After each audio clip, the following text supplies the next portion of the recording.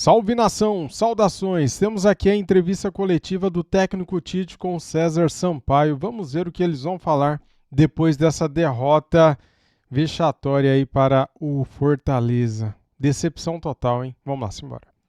César, professor César, boa noite. Bruno Vilafranca, da Rede Multiflá. Professor Tite, eu sei que antes do senhor ser técnico, o senhor é um educador físico, né? Um professor de educação física, que foi atleta, o César também, durante muito tempo. Eu vi, não sei se o senhor tem a mesma impressão, o Flamengo muito cansado no segundo tempo. Até alguns jogadores, inclusive, meio sem perna mesmo, e eu acho que isso por conta de um acúmulo muito grande de partidas. Eu queria saber se o senhor teve essa mesma impressão, se chegou a conversar sobre isso com os atletas, deles estarem extenuados por conta da sequência de jogos, e o quanto é importante, a partir de agora, esse período sem jogos e os retornos que o senhor vai ter a partir da Copa América. Obrigado. Boa noite.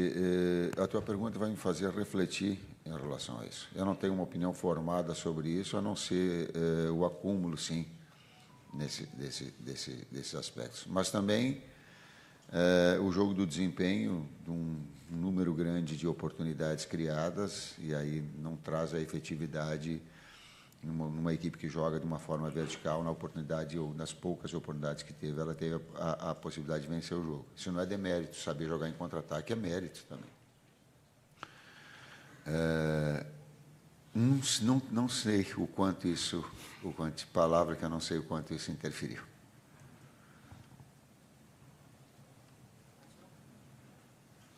Tite, Letícia Marques, do GE. Eu queria que você fizesse uma avaliação sobre os jogos que aconteceram nesse período em que o Flamengo esteve muito desfalcado. Tiveram as 5 convocações, depois tiveram algumas lesões também, alguns atletas até já retornaram para o grupo, mas nesse período o Flamengo conseguiu 5 vitórias, 2 empates, 2 derrotas. Queria que você fizesse a avaliação e o que você tira de positivo e o que você acha que pode evoluir ainda a partir desse período. Primeiro, eu estou muito triste, estou chateado. O sentimento que o torcedor do Flamengo está sentindo, eu estou sentindo também. Quero deixar bem claro isso. Agora, como responsável também por uma sequência, tenho que analisar um contexto todo. E o contexto todo desse período onde nós tivemos, ele é...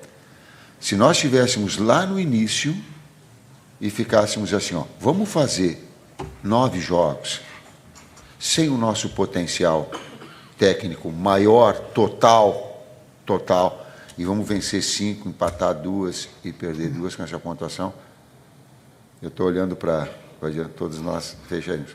Hoje continuo triste. E para mim,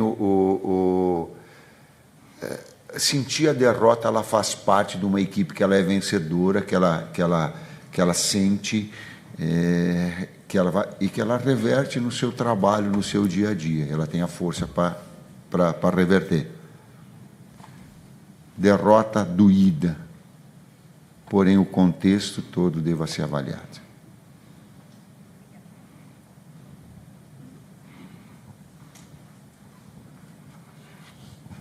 Professor Tite, boa noite César. Boa noite. Na sua avaliação, né, do jogo, é claro que quando o resultado é negativo, né, essa avaliação fica mais fácil. Acha que demorou um pouquinho a mexer? O Fortaleza teve muito volume no começo do segundo tempo, e acabou fazendo, né, o segundo gol.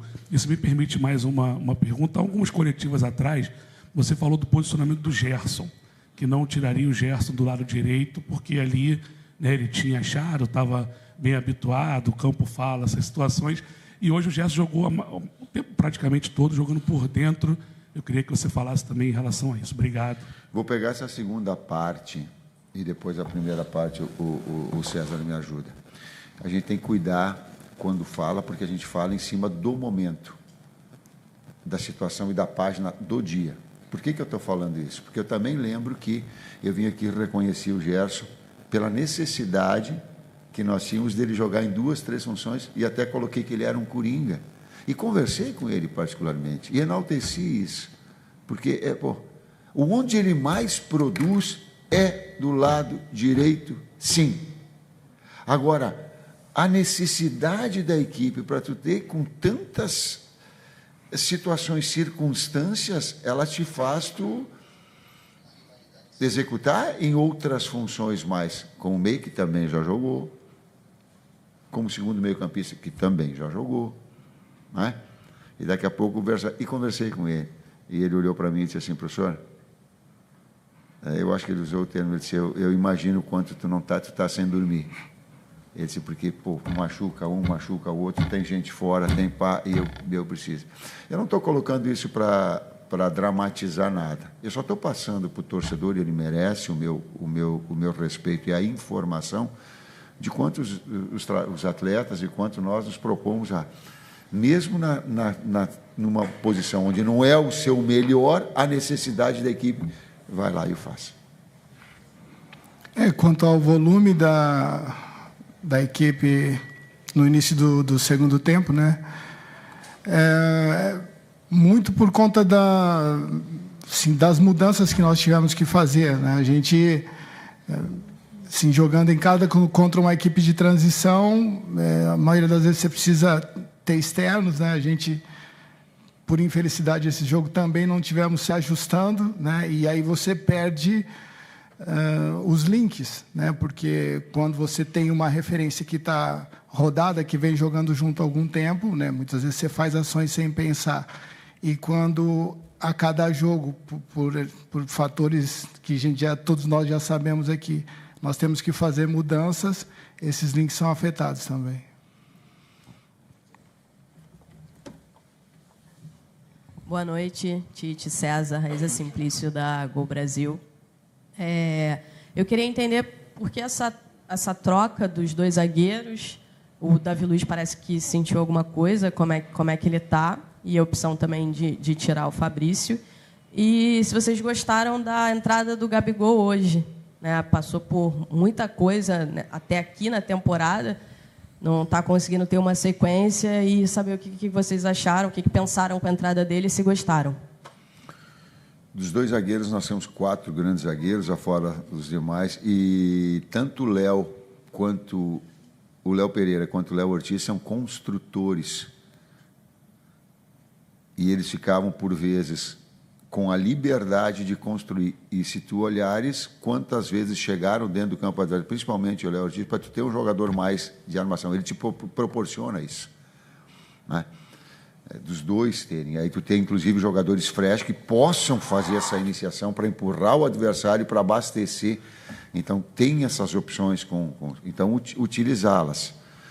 O Gabriel tem, como penúltimo atacante, como foi, ou na hora que entrou 2 pivôs, um jogador de lado, essa possibilidade de ter movimentação e de ter presença de área.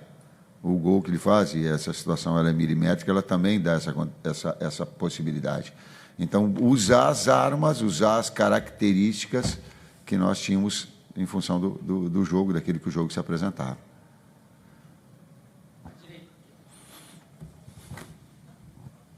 Boa noite, Tite. Boa noite, César. Rodrigo Cerqueira, TV Globo.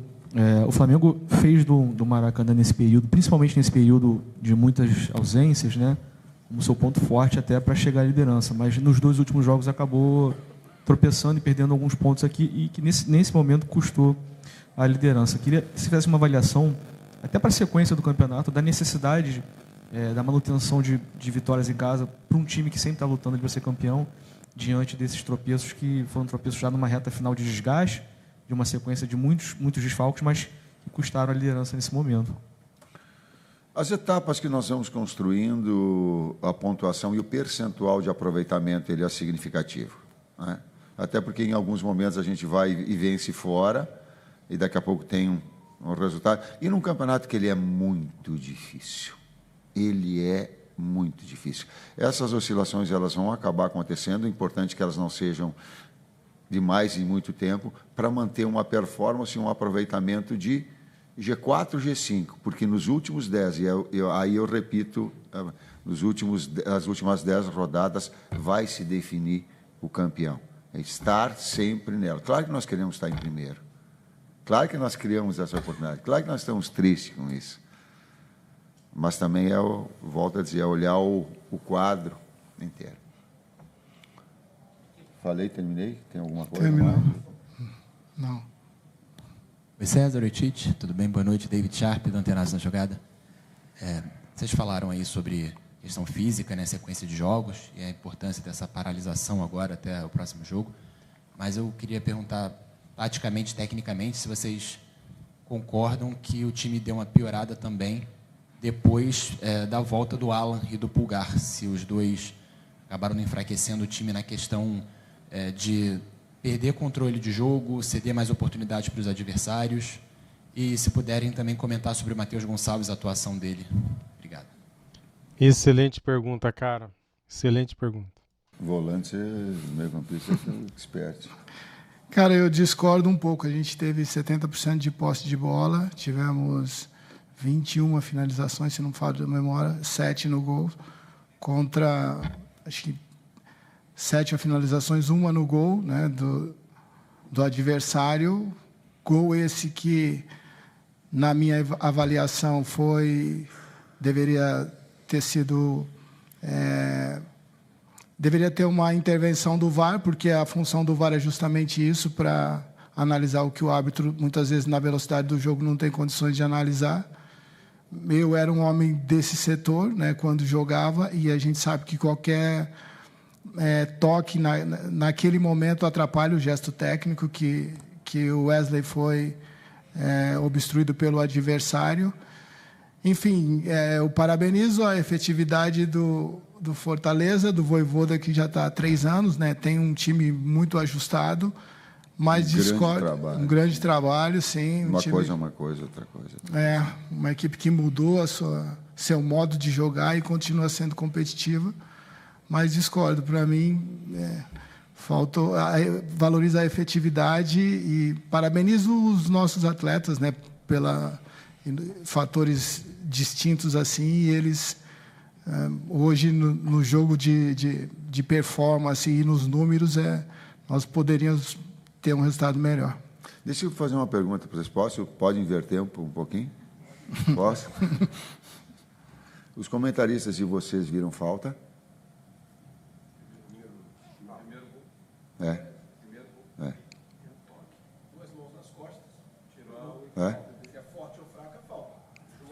Quando a gente está no ar, o que acontece quando há um toque? Desequilíbrio.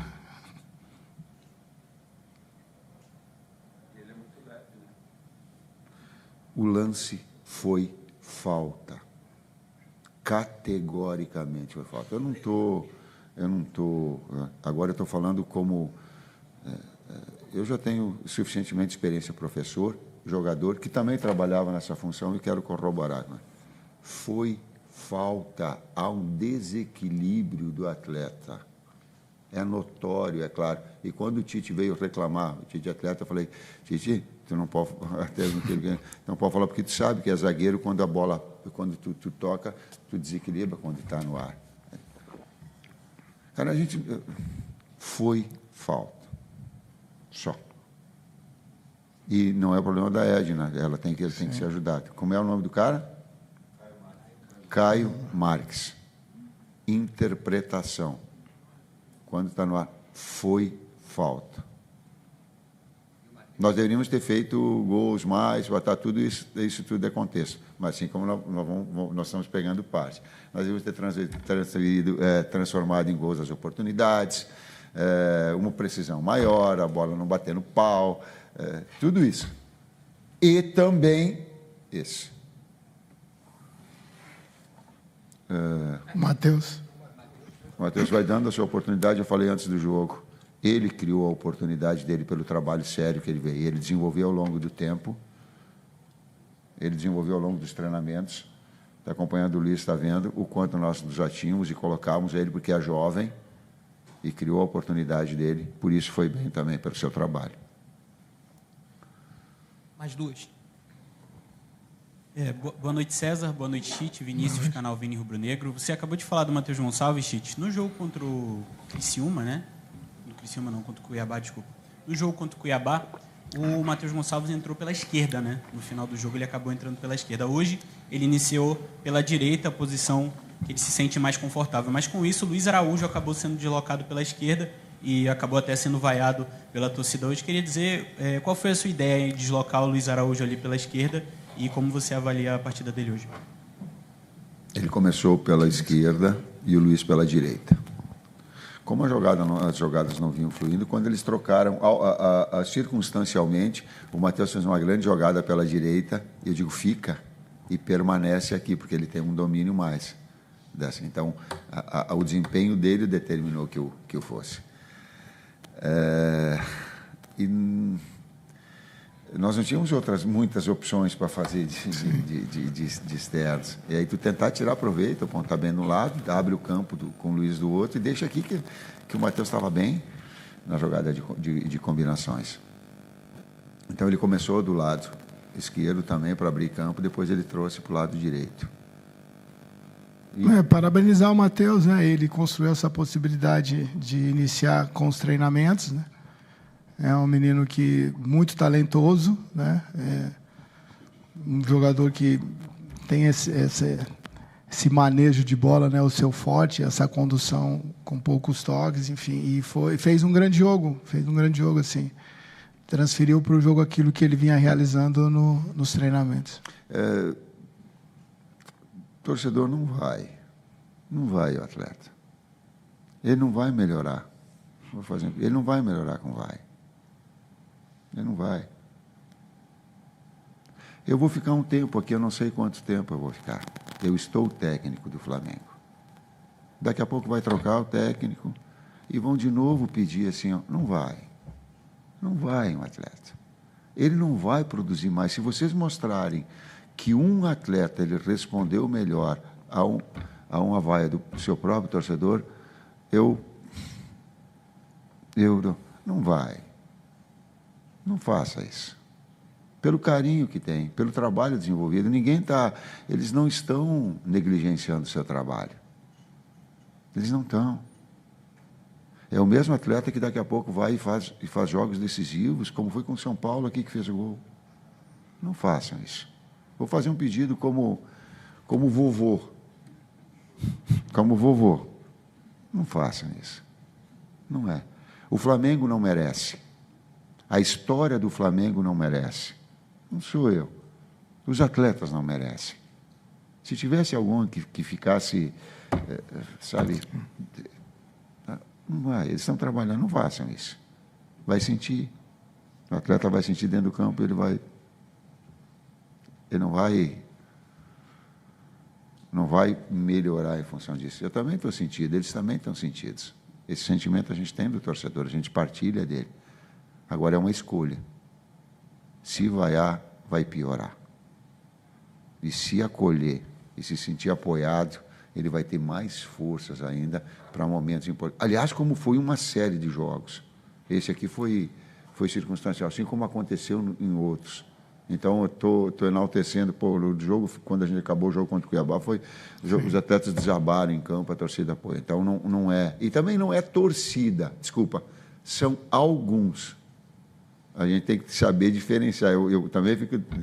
Assim como, às vezes, os caras falam, os técnicos, eu digo, não, para aí, os técnicos é todo mundo. Aí fala, a imprensa, diz o nome do cara. Por isso que eu faço questão de dar nome do cara. Eu não falo VAR. Vocês viram que eu não falo VAR? Eu não falo VAR. Eu dou nome. Tem que dar nome. Adenor, ó, tu falou isso. Que fica melhor a situação, fica mais clara, mais transparente. A última. Boa noite, Tite. Boa noite, César. Bruna Medeiros, do canal do Felipe Fontoura. É óbvio que esse período da Copa América foi prejudicial para o Flamengo em termos dos desfalques pelas convocações. Mas eu queria trazer um outro lado, né? Um lado que pode ter sido também benéfico, né? De uma certa visão. Por exemplo, o Wesley foi o único jogador ali pronto, né? Apto para jogar pela lateral direita, sem improviso e tal. Eu queria que vocês falassem um pouquinho de como esse período pode ter ajudado na evolução dele, que eu, pelo menos, percebi muita evolução na parte defensiva dele. Queria que vocês falassem um pouquinho sobre isso aí. Obrigada. Bom, é um atleta que, sim, produziu muito bem. É normal, pela idade dele, né, essa oscilação que teve. Quando chegamos, nós tínhamos 3 laterais, no caso, o Matheus, o Varela e ele. É um jogador muito atento a detalhes, a correções, procura sempre nos treinamentos esse aprimoramento. E vem, assim, por necessidade mesmo, né? Nossa, natural da função ali, ele fez esses jogos seguidos e com uma boa performance. Teve uma lesão, um momento de lesão no adutor, que ele vinha também numa boa performance, aí teve que parar e voltou muito bem. A gente fica feliz porque é um trabalho diário que é feito, né? Dentro de critérios que, quando o atleta consegue entender, ele consegue não só produzir aquilo que nós queremos, mas cada um com a sua individualidade acrescentar, né? Assim, evoluir. E então a gente fica feliz, né? Assim, essa dúvida que alguns tinham e que você pode ter tido, eu não tinha, quanto ao potencial do atleta, né? É uma questão mesmo, né, de ter mais oportunidades de jogos, de momento, e de adquirir confiança, né? Que hoje é um jogador que vem performando muito bem. Valeu. Tá aí, galera. Até difícil falar, né, cara? Depois de um jogo desse, depois de uma derrota, depois de perder a liderança, né? A gente fica chateado pra caramba. Como eu, muitos rubro-negros estão tristes, chateados.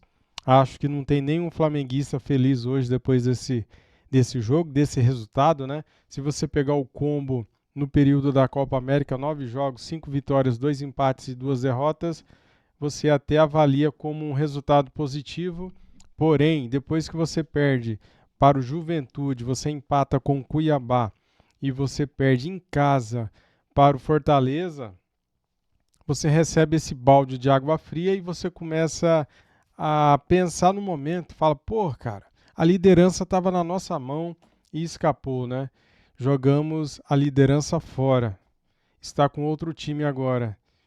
Daí, neste momento, cara, de tristeza, você fica furioso e até difícil raciocinar, você pensar corretamente no que é o mais importante, né?